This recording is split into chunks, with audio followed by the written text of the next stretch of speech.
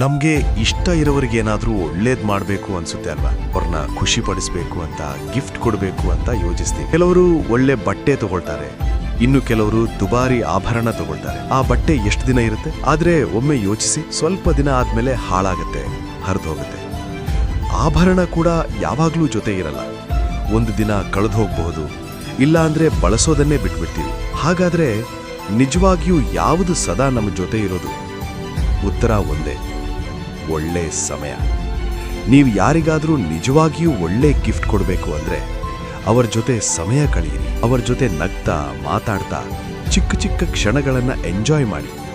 ಯಾಕಂದ್ರೆ ಸಮಯ ಕಳೆದ್ರೂ ಆ ನೆನಪುಗಳು ಹಳೆಯವಾಗೋದಿಲ್ಲ, ಅವು ಸದಾ ಮನಸ್ಸಲ್ಲಿರ್ತವೆ. ಮುಗುಳು ನಗೆಯ ಕ್ಷಣಗಳನ್ನ ಯಾರೂ ಕದಿಯೋಕ್ಕಾಗಲ್ಲ, ಯಾರೂ ಕಿತ್ಕೊಳ್ಳೋಕೂ ಆಗಲ್ಲ. ನಿಜವಾದ ಗಿಫ್ಟ್ ಅಂದ್ರೆ ಸಮಯ. ನೀವು ಯಾರಿಗೆ ಈ ಗಿಫ್ಟ್ ಕೊಡಬೇಕು ಅನ್ಕೊಂಡಿದ್ದೀರೋ ಅವರ ಹೆಸರು ಕಮೆಂಟ್ ಮಾಡಿ.